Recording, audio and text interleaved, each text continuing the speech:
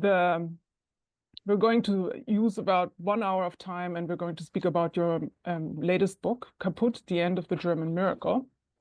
And how did the idea for this symposium and this session today actually come about? So Jay, Stefan, Perry, Asker, myself, and others of this group here met essentially after the global financial crisis, when we were all thinking and grasping with the policy response to the crisis. And since then, we've maintained the discourse and the connection, and currently we meet about once a month to discuss experiences and current affairs. We now have left the realm of being a PhD student. Some of us are still working in academia, others in policy, others, myself included, are practitioners.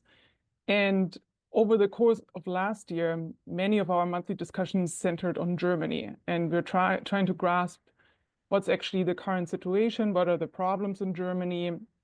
And we thought that to some degree, it's actually hard to make sense of the situation, because until recently, the economic model was very widely celebrated. And then we realized that your book was published only in November. So it's very recent. In Germany, it hasn't been published, but will come out very soon. And you're offering a very compelling narrative about the current situation in Germany and its origins.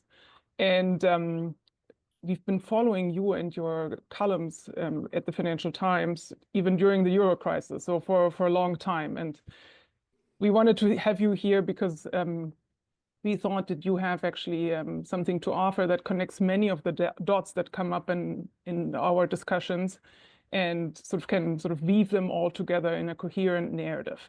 So thank you again for joining us and being here with us today. So I want to use our time first by asking you a few questions, setting the scene and locating the book and yourself in the discourse, and then obviously opening it up to the audience and taking questions, as many as we can, in the second half.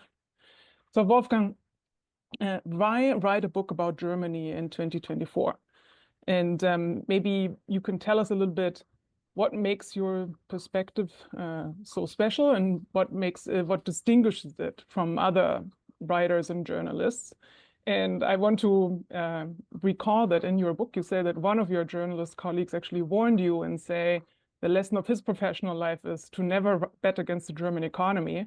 But you dared it, and you still went for it. So maybe you can tell us why.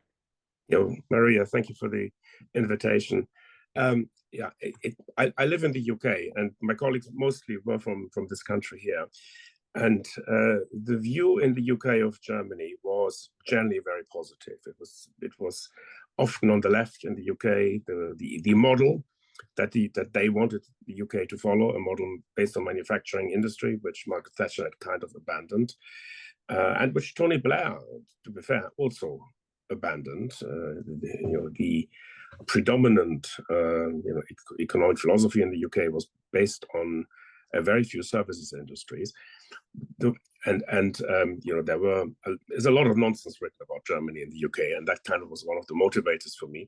But in fairness, I actually wrote my first book on the German model, but not with the clarity that I now brought to the table. My first book on the German economy in the early 2000s, where the focus was more on what was called the social market economy.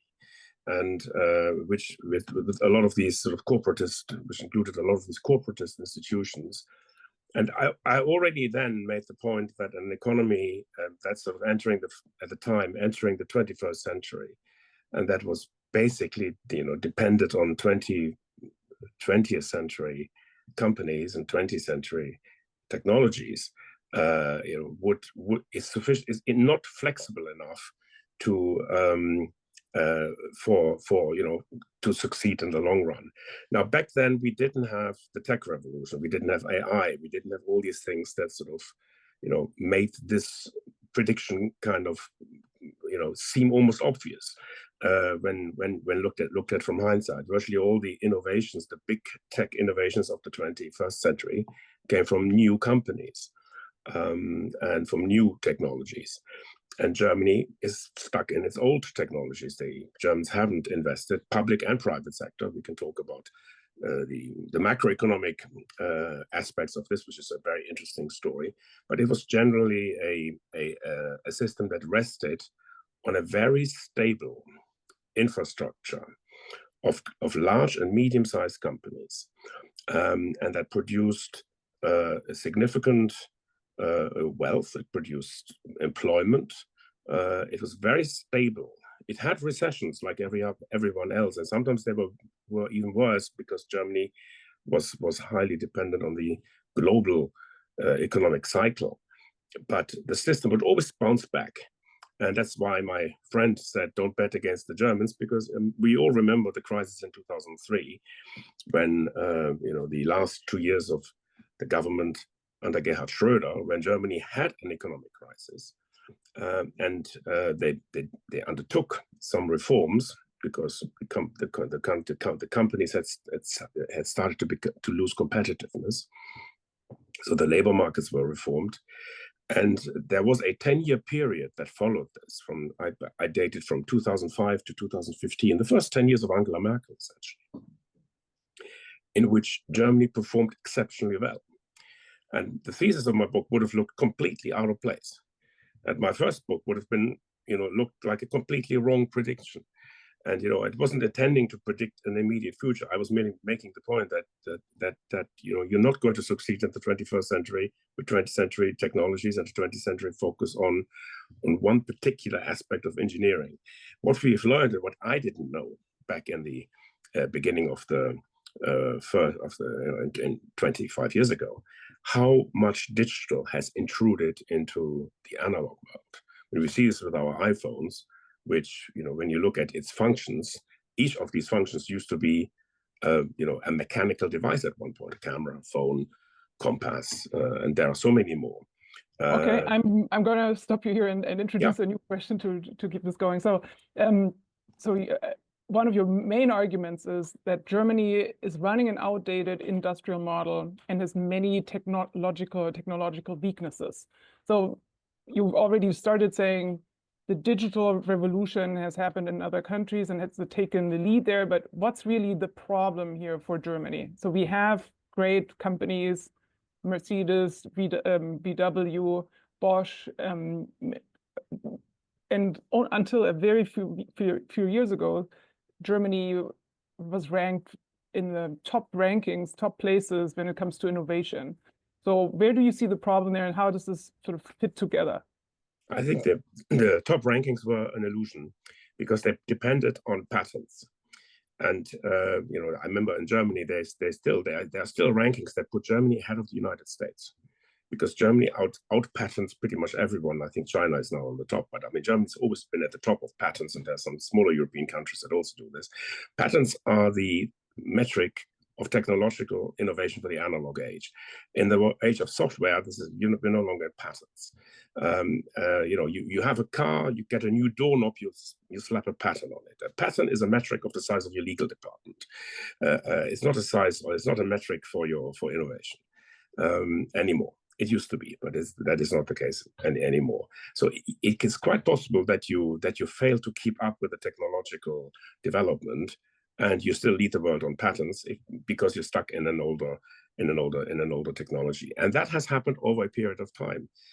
It's not that anything happened in 2015 or 2018 that made this sort of. It's just these shifts continued, and they started after the dot-com bubble in Germany. The dot-com bubble, which was pretty severe in Germany compared to other countries, because it was confounded. We had a market, a special penny stock market for dot-com stocks, and its crash was all of a tulips mania style event.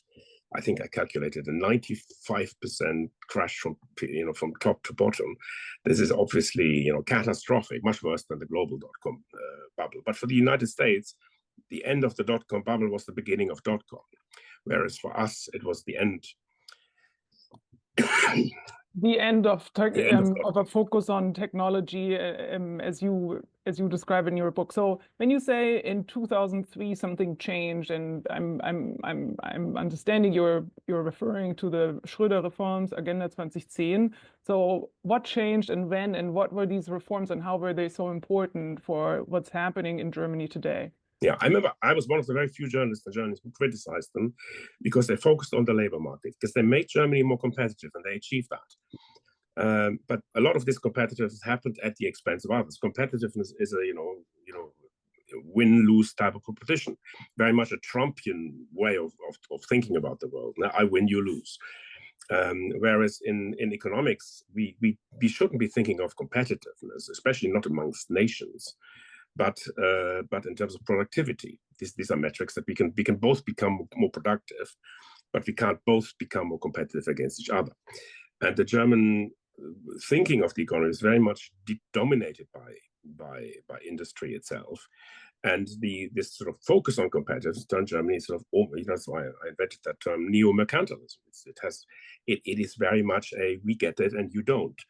But it forgot that that when technologies change, when markets change, the old world, these competitive structures don't work the way they thought they would work.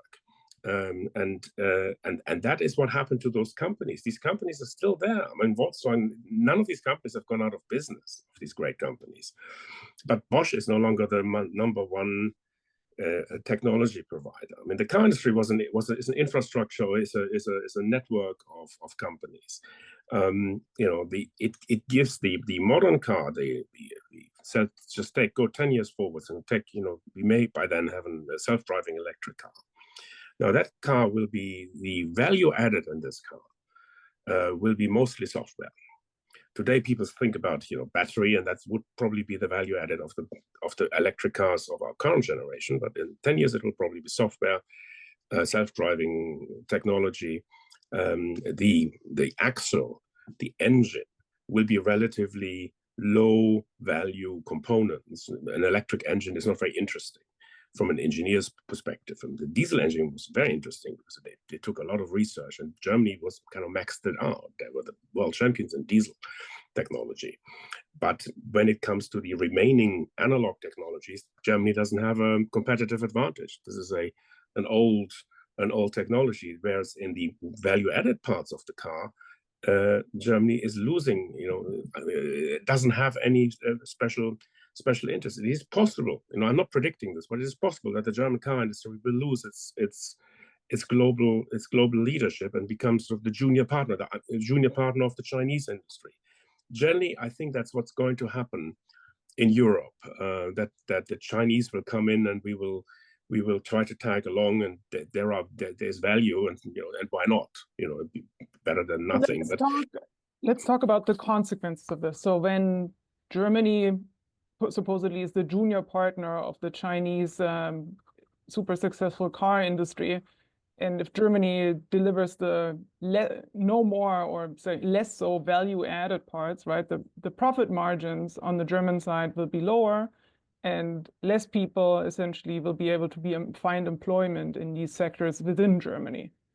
So you're saying, possibly cars will be manufactured in Germany going forward, but the output or the profit that can be derived from it will be less, and that will ultimately, over the sort of short to medium horizon, lead to less wealth creation in Germany, and therefore the overall wealth in the country will decline. And now Germany can either sort of accept the situation or make a choice to counter-steer through investment. Can you sort of elaborate on this thesis a little bit further? Well, that's exactly what it is. If you think about what happens in the car industry, you can call it trickle down. The car industry profits, like the three big conglomerations we have, BMW, Mercedes, and VW, they generate a lot of income not just for themselves, but for all the suppliers in the chain. It's a huge sort of network, ecosystem of companies that produce little parts, and then they have themselves suppliers, Mittelstand, companies that produce just one small subcomponent of a component that then becomes part of the car. So that's where the trickle down is, and that will stop. I absolutely agree with you. The Germans will still produce cars. There will still be an output of cars. I don't think it matters, frankly, because if you look at, I was looking at a Chinese car manufacturing company where cars were made just purely by robots. I mean, there were sort of, you know, some devices with very long arms, and there was a whole bunch of them in this, and it was a, you know, they were already, you know, doing things that you know, it's sort of astonishing what this technology has achieved. So the question of where something is produced or in the final assembly is actually no longer a good metric of economic wealth. So the economic wealth comes through innovation. It comes through the, you know, the ownership of this idea. And it's also interesting in China that two of the companies that are succeeding quite well at the moment in the car sector are Huawei and Xiaomi, which are the two mobile phone makers, because the technology that this next generation of cars will have is very much that of a digital device. I call e-cars iPads with wheels, and it's basically, you know, at the heart of the product is a if you ever go into a Tesla, you will see it's a very clean environment. There are not many knobs and not many things. There's sort of an iPad device in the middle, and virtually everything you do in the car you do on this device is really like you know, like playing with a digital device, except that the device is not driving you, and that is a different product. So I want to make one point about this is, you know, you can't blame the German car industry for not being a leader here. It's like asking Smith Corona, the typewriter maker in the 1980s, very successful company, you know, for having missed the digital revolution. And it was actually their story was quite interesting. Smith Corona peaked in terms of its sales way past the introduction of the PC. The PC was introduced, you know, in the early 1980s. And Smith Corona peaked in terms of typewriter sales somewhere in the late 1980s. It introduced some of the technology of the digital into its typewriters, and in those years people were still using the typewriter and had little screens in the typewriter where they could correct words and correct sentences. It wasn't a full-blown computer, but it had some minimal functions. They were blown away about 6 or 7 years later with the introduction of the laser printer, when people no longer needed the typewriter for pretty output, which was still the case in the late 1980s.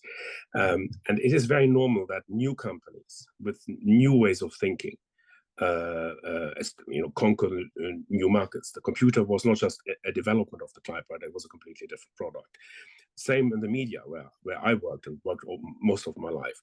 The media did not one of the media barons invested in the social media. They just did not have this on their radar screen. You know, they bought other newspapers, and it's still the case. You get these bidding battles for newspapers, but they were never interested in the social media because they had no idea what it is, and they didn't understand the business model. And it's other people who understood this business. And I think this is this generational, or these shifts are taking place at this moment. And this is what my main message to the Germans was: not, you must give up on your model. What I'm saying is just open up, allow change, allow entrance into the market. Don't just systemically discriminate against small companies, and allow new companies to prosper, and some of which may rise to prominence. And then you can afford to allow your old mechanical engineering sector or chemical engineering sector to die without killing the economy. The problem is one of dependency. It's not the fact that they're good at mechanical engineering. So the counter argument, or how often in Germany things are debated, is we're currently in a recession and it's a temporary slump. And this is an argument very different from yours. And you're saying this is a structural slump, and you're not going to sort of get out of it anytime very soon. Now, usually what is said is that, you know, over the last 10 years, say from 2005 to 2015, 2018, this model has worked very, very well for us. You're saying yes, but this was essentially a coincidence. And there's several factors and several layers that came to interplayed very, very favorably for the Germans. So that was, for example, the Agenda 2010, yeah, with wage moderation, but also the import of cheap energy from Russia, then like the development of global supply chains and the rise of China, where German production equipment was sort of needed, and that created a huge export market for Germany. And then also on top of all of that, massive currency devaluation of the euro against the dollar, which made German products essentially much cheaper on the world markets. So I mean, can this really be a coincidence, like these 5 sort of structural developments like propelling the German economy, and you're saying this was just a coincidence and it's not sort of, you know, something to be relied on in the future? And then yeah, I think there was one more factor, by the way, but you're right, there were the 4. There's a 5th one, which was quite important in the beginning, which was Eastern European enlargement. It produced a massive cost advantage of the Germans. But Germany was very lucky, and then it became very unlucky. If you think of it as a gambling proposition. Now, with the shocks we've experienced since 2015, the first one was Brexit. The UK was the biggest source of Germany's, not the biggest trade partner, but the biggest source of Germany's current account surplus. And that's no longer the case. UK got sort of disintegrated out of the German supply chain networks. Then came the pandemic, which revealed weaknesses in the German supply chain dependencies. Then came Russia's war and the energy crisis. And now comes Trump. I believe this one is actually possibly the worst, because there's going to be trade shocks and all sorts of geopolitical issues that we can discuss later if you want. But yeah, you should not make the success of your economy dependent on certain sort of fortuitous accidents happening in the world. There's a certain resilience to it. Yeah, I mean, there is there are people who thrive on chaos. Germans are clearly not those, but you should at the very least aim for resilience. Like when something bad happens, then we have something else, and this is like an investor having a portfolio manager having strategy B, strategy C for things, and when things don't work well, you hedge against certain risks. And Germany is an unhedged economy. What the German companies did in their investment strategies in China, BASF in particular, they invested heavily in China. They didn't tolerate any criticism of the strategy. There was no person who spoke up against the architects of the German Russia policy, like Frank-Walter Steinmeier, who's not the German president. These were, this was so ingrained in the system that there was the consensus of Germany. Everybody followed this line. And that is part of this, unhedged. I think hedging means, there's somebody saying, hey, the world could turn out to be different. And let's just, think about what happens in this situation. And that's why I think, a healthy modern economy, Germany's a large economy. So, small economies can work differently. So, Estonia just needs 3 companies and they're fine. That doesn't work for a country like Germany. You need to have a strategy where if the industry model doesn't work, some other model needs to work. And Germany, it isn't in Germany. There isn't consumption. It's not investment. We have put all our cards into one model, and until very recently, and still, in some parties today, the debate is entirely how do we revive the old industrial model? There are parties who want to go back to the old industrial model, like on the extremes, like AfD and the Sarah Wagenknecht party. They want to go back to the Russian gas, but even the mainstream established parties are still. I mean, when Scholz, is told that he has an economic crisis, he invites three representatives of industrial companies into his office. He doesn't understand that the economy isn't just cars, chemicals, and steel, and that thinking needs to, as your institute is called, we need some new economic thinking in Germany. That is unfortunately, has not happened yet. Okay, and sort of one of the alternatives, right? If the export model doesn't work, is to invest inside the country and sort of provide stimulus and propel demand. So now in your book, you point out two sort of structural hurdles to this, right? You're talking about the structure of the banking sector, who sort of doesn't help with this type of investment and diversification of investment. And you're speaking about the Stability and Growth Pact and obviously the federal debt brake. So if you can elaborate a little bit on these structural hurdles and how they came in place, like especially the debt brake, right, is much discussed, especially in this crowd. But when you look back at it, its actual origin in 2009, the height of the financial debt crisis, is almost not understandable from today's perspective how the debt brake was constitutionally enshrined, right? What type of context do you have here, and why do you think there's this German exceptionalism in the approach to internal investment?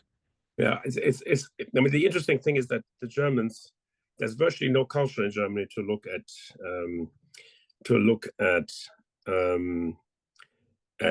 sort of sectoral balances. We're talking about products, we're talking about success, and an export surplus is a success. It means more people buy our products than we have to buy theirs, and it's seen as a very good thing. The better way to think about this is an export surplus is a savings surplus. It means we save more than we invest. You can also think we're not generating the investments.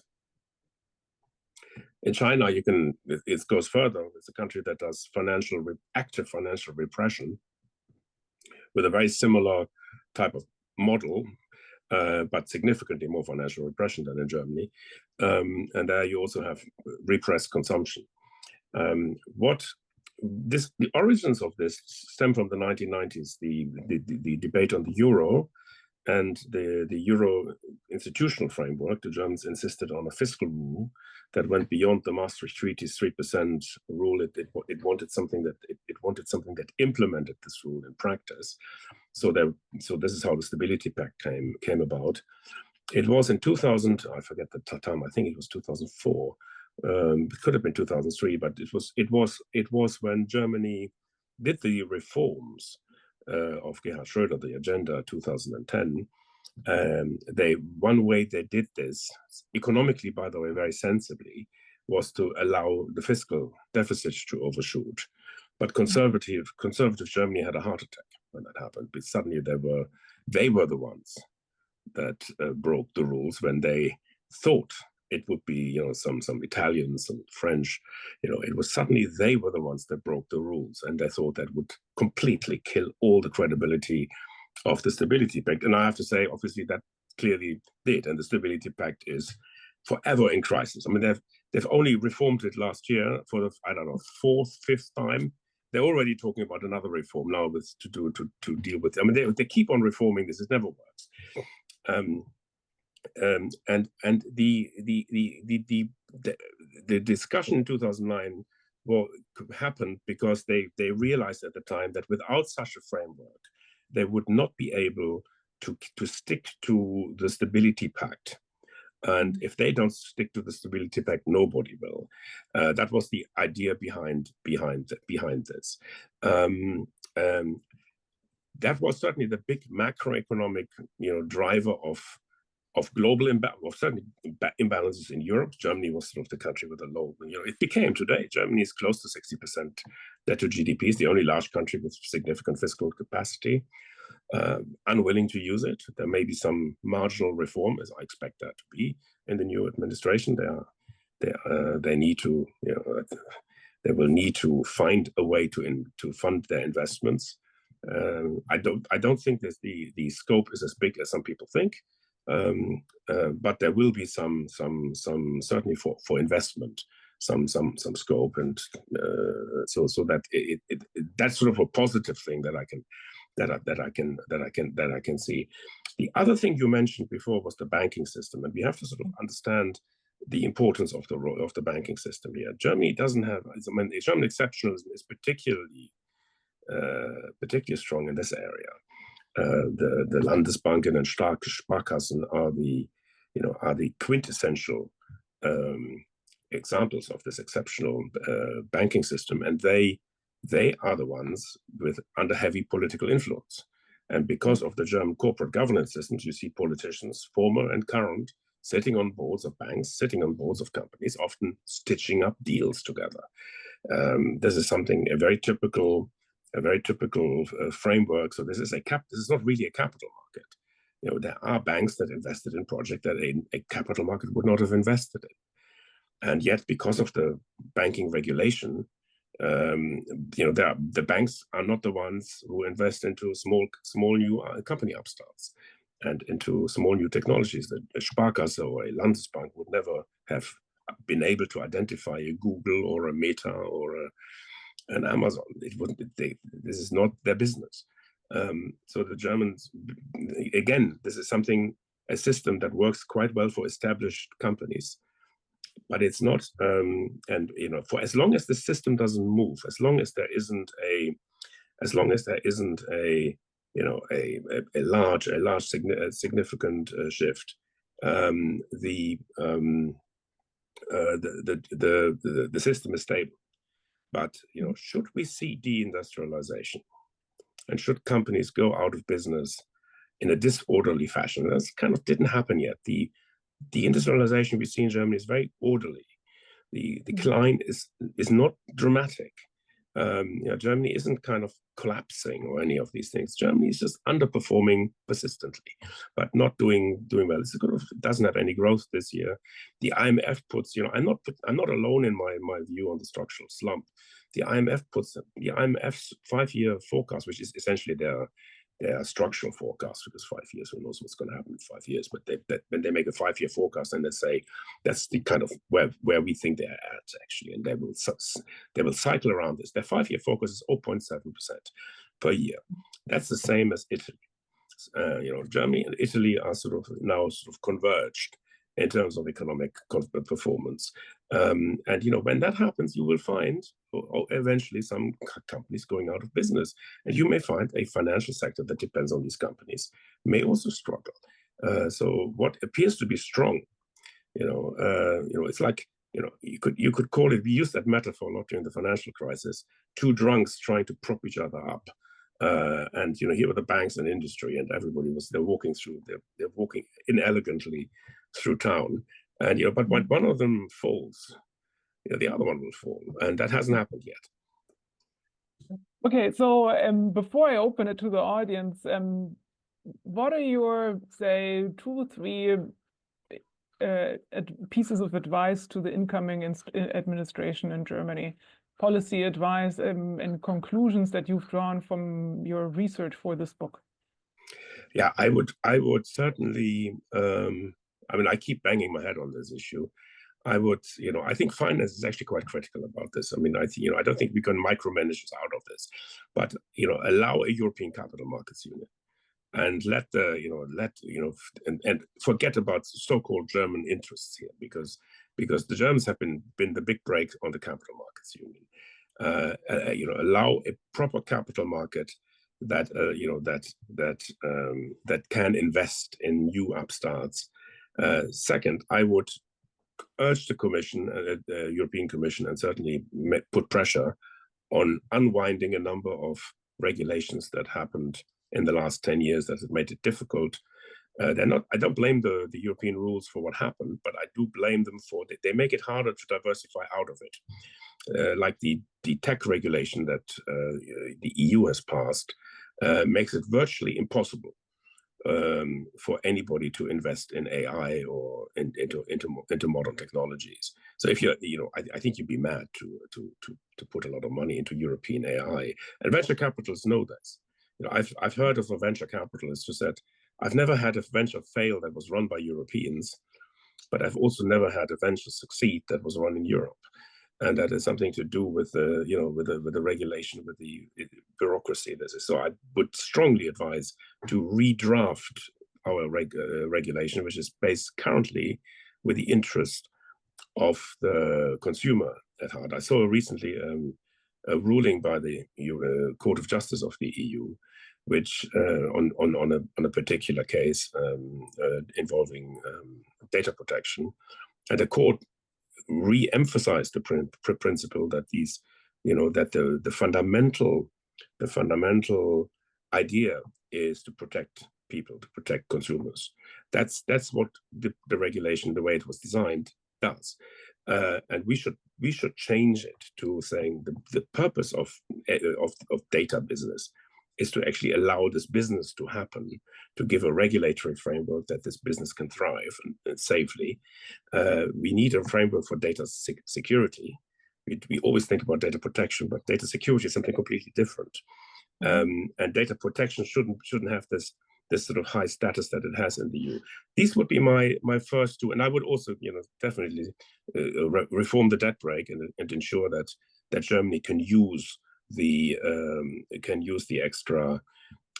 extra scope to create investment. And fourth, do create a European defense procurement union so that defense spending becomes more efficient. We have 12 battle tanks in the EU. There's only one battle tank in America.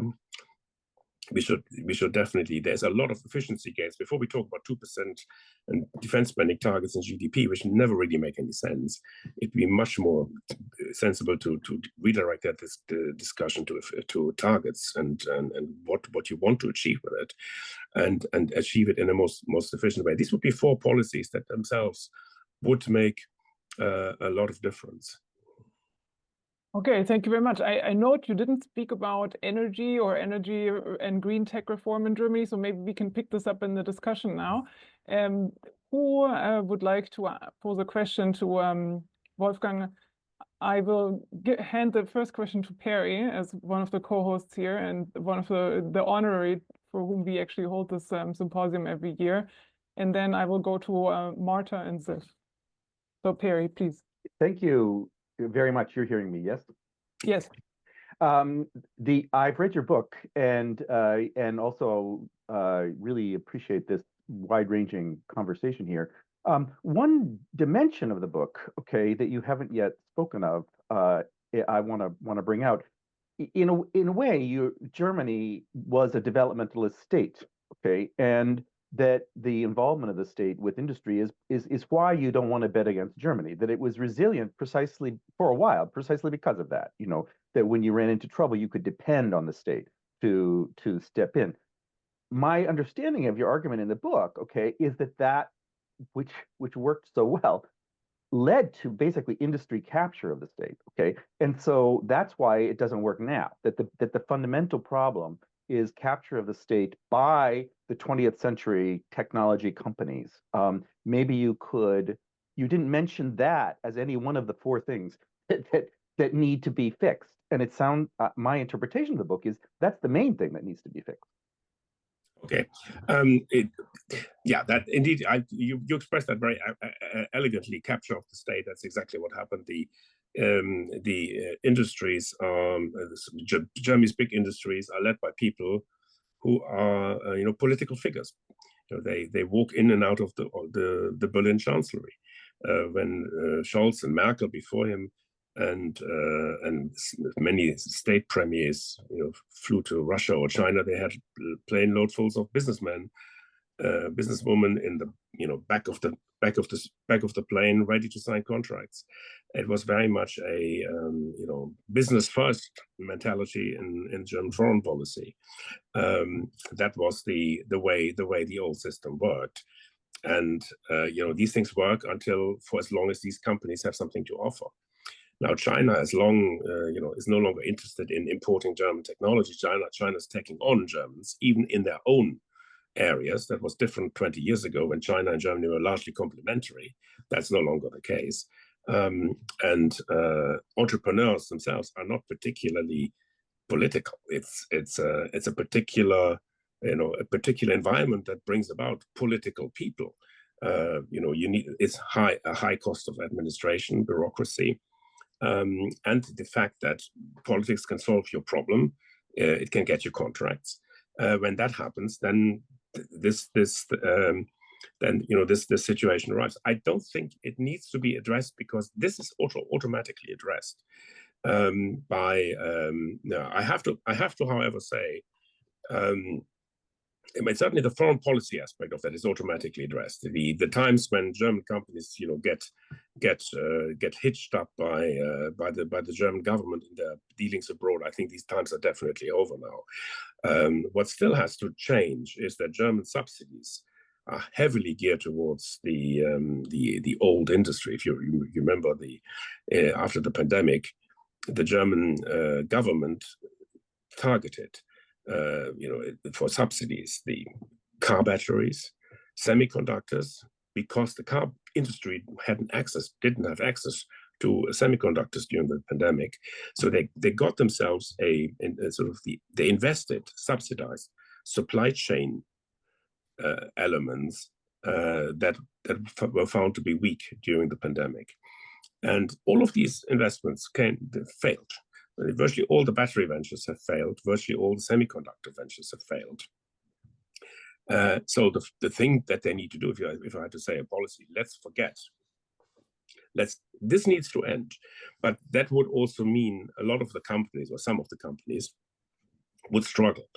And there hasn't been an acceptance in the German political debate that this official Schumpeterian change, creative destruction. This is not very much in the German, in the German thinking. I agree with you. This is something that that they need to address. They need to change the discourse on the economy, that it is not the state that is responsible for picking winners. The state that should be providing employment. But I think there are different scales. For example, here I'm slightly more hopeful, and the SPD is still very much wedded to the old system. The new government will probably be more mixed in this respect. I think the SPD will be part of the government, so I think some of these aspects will remain. But Merz himself is certainly of a more modern. I've heard him speak the other day, and he actually talked very much in the way I talked about it. I was quite surprised by this, because I hadn't heard this before, that he actually said the model is broken. I hadn't heard a German politician say that before. Unfortunately, he is not prioritizing this. So I think we are at this phase where these things are starting to be discussed, but it will take a very, very long time until majorities around such positions will be formed. Okay, so we're going to take 2 questions or even 3 questions now at the same time, collect them, and then give you the chance to answer. Wolfgang, can you just specify, where did you hear Friedrich Merz say these things about the broken system, just so that people can look it up if they wanted to? That was exactly 2 weeks ago. It was a Saturday. He was giving a speech.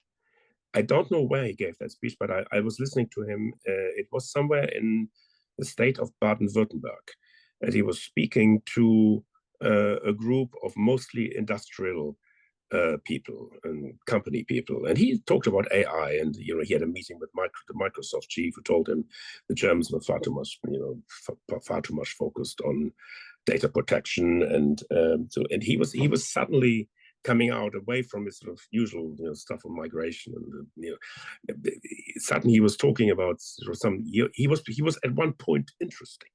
I was quite shocked to see this, because I had not expected that. And then, but nothing came of this. It's sort of interesting, but it's certainly important that something is raised. I mean, what I write. I mean, my view is not would not surprise you. It's not mainstream in Germany, and it's because everybody had bought into this model, the idea that this is successful, and most people measure success in terms of GDP and GDP growth, and then Germany was pretty up there, and it was all fine. I'm looking more at sustainability and shock resistance, and what would happen in different regimes, and we're entering a global environment now, in which this type of model is particularly vulnerable, and this is going to get worse. And that's why the sort of this resilience strategy, and the resilience strategy means maybe lower taxes, it means less regulation, it means less subsidies for large companies, large industries. Difficult to do if you have grand coalitions. I don't expect anything to happen in the next administration. it would need to have somebody who gets a mandate to do this. Merz does not have a mandate he'll get 30%. That's not a mandate. He will have to form a coalition with somebody who will want to do the exact opposite. So they'll have to compromise, and that compromise will not produce a new model. Okay, so Marta, Ziv, and Karen, can you please ask your questions, and then we'll give Wolfgang the chance to answer them. Yes, should I start? Yeah, I can hear you, but sorry. Now I'm from a neighboring country to Germany, and I've noticed, as somebody concerned, that Germany has not been very loyal to its neighbors. For example, all the cooperation you could have with Denmark in the energy sector. Germany has stalled that. Right now we're talking about hydrogen infrastructure. But so that's one aspect of it.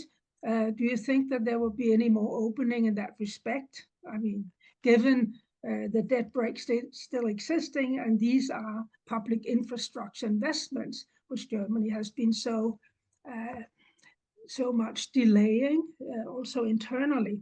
And my second question is concerning Eastern Europe and German capital in Eastern Europe, which has been very dominating, and particularly auto industries, etc., etc. What do you think will happen there, given the developments in the auto branch?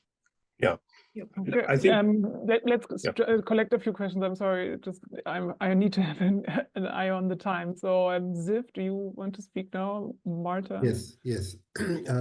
Thank you. If I understand your thesis, basically what you're saying is Germany is like a non-diversified portfolio that is now very vulnerable because it's dependent on a few industries. They're encountering a loss of their moat and encountering a structural decline. If that's the case, it's what you're suggesting. You're suggesting a rebalance towards consumption over investment, and yet you're thinking that this shift will face political resistance from exactly the groups that made the most until now, which are very strong now. So that will, you'll have the political resistance in that. Is that what you're checking, or are you actually suggesting a different industrial policy? Thank you. And then Misak, I may have referred to you as with your last name for the last couple of times. Do you want to come on and speak?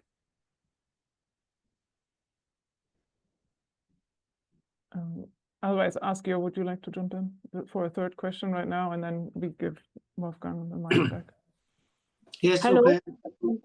Okay. Yes. Can please. I speak? Yes. Yes. I have only a small remark. I fully agree with the speaker, because Germany makes some changes in development only if there is a crisis. And what I can see, I'm coming from practical banking business. For example, in banking business, we see that German banks are not enough digitalized. The payment system begin to develop on this from cash to cards only thanks to COVID, because before COVID, 8% of payments of people was through cash. Nowadays there is 70%, and the problem is that the internet banking payments in Germany are made not by German banks but by Dutch, Netherlands, and Lithuanians. And there is and the huge problem of the full system is the low level of digitalization. And if you see the structure of investments of banks, and there is not so much money given to the industries, to the 21st century, for example, to the nanochips. So I'm fully agree with the speaker. Thank you very much. Okay, thank you. So wide-ranging, Wolfgang. Yeah, let me address something about this. the point, the last point is right. I spent a lot of time in my book discussing the lack of digitalization, and digitalization is an absolute essential requirement for any diversification strategy. You don't have to pick winners, or we're not, you don't have to say this is what we've been. And I'm also not sure that AI is the thing that Germany should do because others are doing this. This is not my point. My point is that whatever we need to do, we need to have a digital infrastructure in place.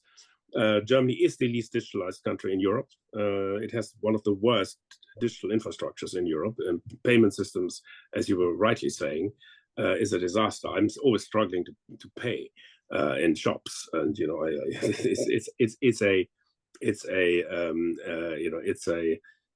sometimes you're lucky, sometimes not. Sometimes your Visa card is, even debit cards are not linked up to the system. It's quite, it's quite unique in that respect. And that will need to change. That requires public investment, a very significant amount. We're talking hundreds of billions here. That's stuff that hasn't been made, investment that should have been made 10 years ago hasn't been made. The Chinese are already starting work on 6G telecom infrastructure, which is the part of the telecom infrastructure that will be important for industry. All the industry 4.0 technologies, all the sensors on the machines, the optimization, the large data centers, this requires 6G for transmission and very cheap energy costs. And if I go to the first question about energy investments, I don't see how Germany itself can solve the problem on energy. Germany has kind of snookered itself, as the British would say, into a situation with the abolition of nuclear. This is not going to return because once a nuclear power station is switched off in Germany, it's not going to be switched on again. Even the CDU, which kind of is the most pro-nuclear party, isn't gonna switch them back on again. There isn't anybody well, the AfD does, but they're not going to be in power. So that's not going to happen. So there will have to be a European solution. Maybe France and Spain have a competitive advantage in housing of large data centers. There could be a European response. But what this requires is focus. I mean, we're talking about very, very serious a change of policy. And at this point, I'm not even talking about an industrial policy. I'm really saying, okay, we need investments. We need to stop, a discussion on debt that is purely focused on numbers and that is not sufficiently focused on investments and on when companies talk about debt, they talk about what do they do with the debt. It's not just about the levels of debt there. It's not just a numbers game. That would require, I think the only solutions to Germany's problem are in fact European solutions. There was another question about East Europe. I think we will see, East Europe is affected by this because they're part of the West, the German supply chains. But I would not be surprised if East Europe would be much more flexible getting out of this and diversifying. Yeah, in business, people make mistakes. People go into the wrong technology. That is not something one can ever stop. And there are global events that this particular development we're seeing with Trump is not conducive to the European model. And the value that we have is at this point the best we can do is not to get trapped by this. And that we sort of get into a series where we sort of enter a long period of decline, but we need to be able to stand on our own feet, and that's true of defense, where it will be enforced by external events, but this is also true on industry. I think Trump's arguments on tariffs are hilariously misguided, and this sort of transactional view of trade is wrong. But underneath, there is a point. There have been imbalances in the global economy, China and Germany in particular. They have, they've been running some massive trade surpluses, that we will no longer be able to do this. We will no longer be able to rely on the rest of the world to absorb our savings surpluses. So that means a different economic model. It takes two to have an imbalance. And if the other side doesn't want this, we cannot enforce this ourselves. So this is basically a world that is changing, and you know, a lot of the debate is still stuck in the early part of the decade, of the century, when we had globalization, when we had imbalances, when we were allowed to do these things, when America absorbed these imbalances, when we had administrations that guaranteed our security, and that even though they wanted us to spend more, that were ultimately not making any threats. And all of that has changed. We have a war in Europe, a war in which those who support Ukraine have never at any point outlined a strategy for victory, a strategy for what it would take to achieve the desired goals of Ukraine. We have not, you know, if they had done this, we would have spent a lot more money, but it was usually, we discussed Ukraine the way we discussed the Stability Pact. You know, red lines here, and we do this, and we can pretend we can do this, but but no soldiers, no troops, and in the case of Olaf Scholz, no sacrifices in other areas of spending. So this is not how you act responsibly in a larger global community, and become a sort of a leader in this. And I think a lot of behavioral patterns that people got used to were very much dependent on an era where we were able to get away with this, and we no longer are. So to round up our discussion, we'll take questions from Askir, Stefan, and Shengbei. If there's somebody else who would like to ask a question, now would be the time to raise your hand. But Askir, please start. Yes, thank you very much, Wolfgang. I have not read the book, so I'm basing my questions on the good talk you have had. It's probably threefold. Coming from where I studied in Sweden, we see industry that can pretty much survive there. For example, like SKF, the Swedish roll-bearing factory that is now the result of the sanctions towards Russia, breaking down the rail system because they cannot access this. So even with the automotive transformation industry, wouldn't there be a core industry still surviving, or is German industry so much different from the Swedish one that I know? And then the follow-up question is, could a military investment, in light of the recent days' speeches and reactions from Macron and more, come to some kind of a rescue of a war economy of like, and that's pretty much old style production and industry, as far as I've learned about from the Ukrainian war. And then the lack of growth, the third part of the question, maybe that's also part of the problems, thinking in the old economic thinking of growth being the solution to everything. I mean, with the situation we live in, maybe growth is not the solution, but something else. Probably productivity was one you mentioned, but there are other thoughts there. But I quit here for the sake of time. Thank you. Okay, Stefan. Thank you, Wolfgang. That's very interesting. I have a question about generalizability, I guess. So the story you tell, to which extent is it really specifically about Germany, or to which extent does it apply to other European countries, France, Italy, but then also the UK, that are just sort of being squeezed in between a like US-China conflict or like a world economy? And so I had to think about the comparative political economy literature. So there's this varieties of capitalism approach that says we have liberal market economies like the US and the UK, but mainly the US.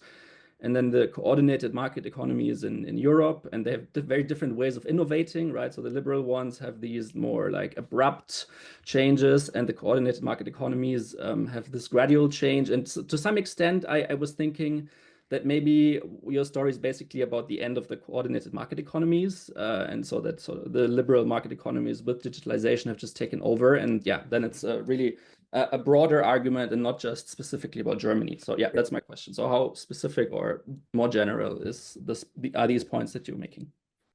Yeah, Shengbei. Yeah, thank you for taking my question. I noticed year to date, European stocks have done particularly well, including German stocks. So in addition to ECB cutting rate, and also, of course, they cut a little bit more, and in addition to maybe the global anti-allocation of European stocks, but I'm wondering if there's another important element which relate to how the economy work in Europe. Is really the possible peace dividend, due to now you see some possibility of the stopping of the Ukraine-Russia war. So that's, of course, part of my question, whether there is a role of that sort of upcoming peace, what the role that plays. But more importantly, assuming, of course, we can play with scenario, assuming there is some settlement of the war situation, how the dynamics of the let's say old Europe versus new Europe, which is a terminology people used many years ago, and how the Russia now kind of there is a possibility now of the reintegration of Russia into European sphere. And so kind of like how the things will play out. Of course, this thing can expand into many ways. I just want to stop there. Okay, thank you. So Wolfgang. Well, these three round. questions could keep us busy for another hour, because they were probably the three most wide-ranging questions that we had in terms of the number of things. Let me just say a few points, and apologies for not answering all of these questions. There's going to be more defense spending on industrial defense spending, and yes, we could see, I mean, this idea of turning car companies into tank companies, that there will be certainly an element of that, and that will be a growth sector. I'm not against industry, by the way. I'm not making a point that we should actively close down industry. That would be very silly. But I'm making the point that Germany should not decide what industry it wants, except for the ones it needs, like defense, and it should then allow companies to go out of business and redirect resources of the economy elsewhere. As for the point of growth, that's a theoretically interesting debate to say whether we can actually use different parameters. But the way the system works with its redistribution mechanisms, if Germany doesn't grow by 2% per year, a lot of its systems, social systems and redistribution systems, are not going to work. So one would need to rethink a lot of economic structures in a much deeper way. And I would be I think on top of all the difficulty that we have, I would think that I don't think it's the time to think, yes, we should sort of going into a post-growth discussion, because that we are in a post-growth era in Germany. You see where we are. We have zero growth. You see the government collapsed. People are extremely unhappy. The far right is rising. So we're not in a the zero growth is not exactly a viable model in the way it is at the moment. Let me conclude with some thoughts about the new world order. Trump is very serious. I mean, in 2017 we said we shouldn't take him literally, but we should take him seriously. And I think today we should take him literally as well. When we heard Vance speak on freedom of speech and censorship, by which he meant censorship of social media, and linked it to America's willingness to support the EU through NATO. He said the same thing directly after the election. He said to the EU, if you mess with Elon's X network, we're going to stop supporting you.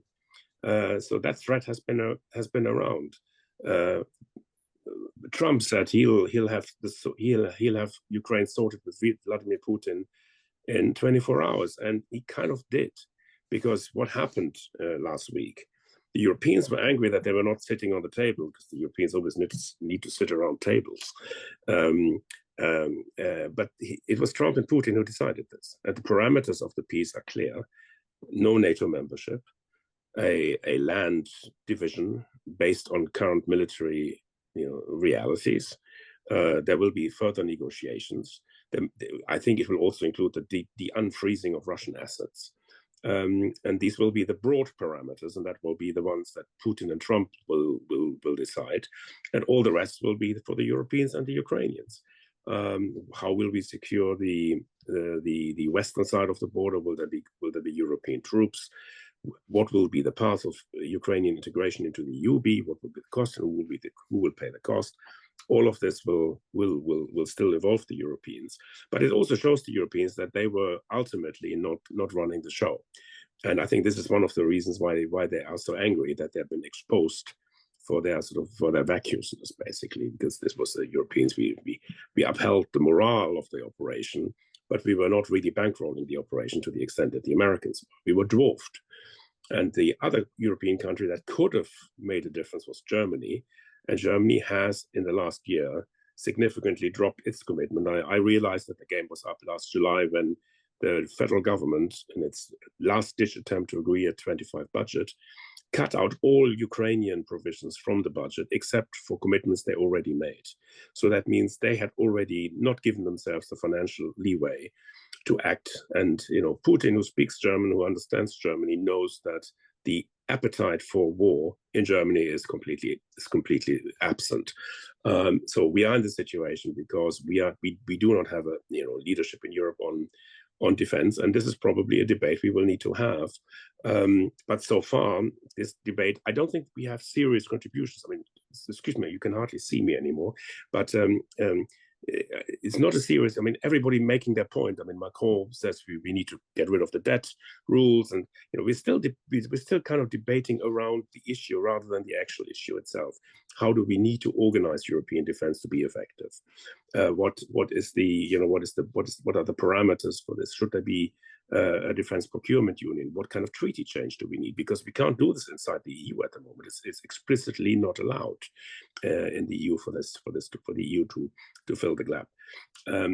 This would require a very serious debate that is absolutely not happening. An interesting question also about the other European countries, about the extent to which this can be externalized. Yeah, the UK has problems, many problems, but of a different kind. The UK is, I'm speaking here from Oxford. There are a lot of companies here in the AI business, and between sort of this Oxford-Cambridge link here. We will see a lot more investment coming in the UK. I think the UK accounts for more investment in this area than the rest of the EU combined. That's something that will happen. Still relatively small. And other European countries have. I'm also getting very doubtful about the French growth model, which held up. French growth held up better than German growth. But now that France has a political crisis and no prospect of stable majorities for at least 3 years, I'm wondering whether growth can hold up and whether France will actually converge to the German, Italian, 0.7 type growth. I think France was put at 1.3, so I think we're all sort of declining into the 0 point range. So there is an external effect to some extent that goes beyond Germany. There are some pockets of excellence in Europe, Sweden being clearly one of them, but we have to remember they are small countries.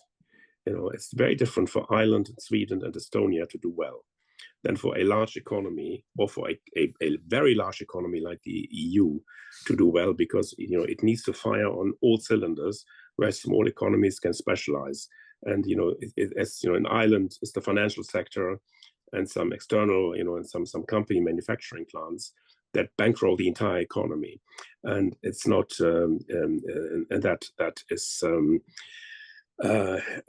not a model for other people to adopt. I stop here. Okay, thank you very much, Wolfgang, and thank you all for your very, very interesting questions. Wolfgang, would you like to say when your book will be available in Germany? There's quite a few Germans here in the audience. Yeah, the book is being translated in 10 languages, very much to my surprise. The Spanish edition was published this week. Spain were the first ones, they were very proud that they were the first ones. I had urged my German publisher to actually get this also done in February because of the elections. I thought it was quite useful that at least somebody talks about the economy, but that is not possible in Germany for reasons you may find in the book itself. So it is being published in July. So that's the current timescale, and that was even better than they had originally planned, because they didn't. The original plan was September, but I think it's coming out in July. And it's the same book. I'm going to add a German preface and a German ending, because things have moved on since I published. The government collapsed, and there's going to be an election. So I will update this a little bit, but the argument will stay exactly the same. And it is really not trying to give a policy solution. So a lot of stuff we discussed today is not in the book. This is really telling the story of how it happened and how we got to the point to where we are today. And I felt that was quite important, including, I think, especially for the German debate itself, because it's often forgotten. The history is really important, and it's why it's also important not to sort of also to realize that a lot of these decisions were taken in different times.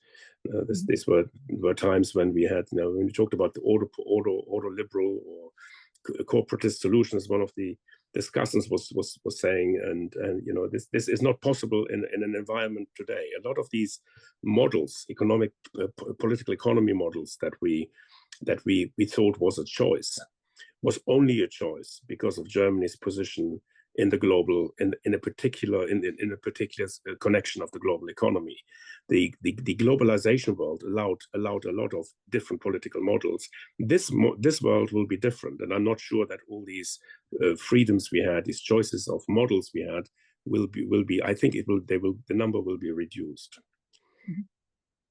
Okay, so we'll leave it here. Thank you so much, Wolfgang, for joining us and for staying and taking all the questions. We wish you all the best, and we look forward to having you on again at a different time, hopefully in the future.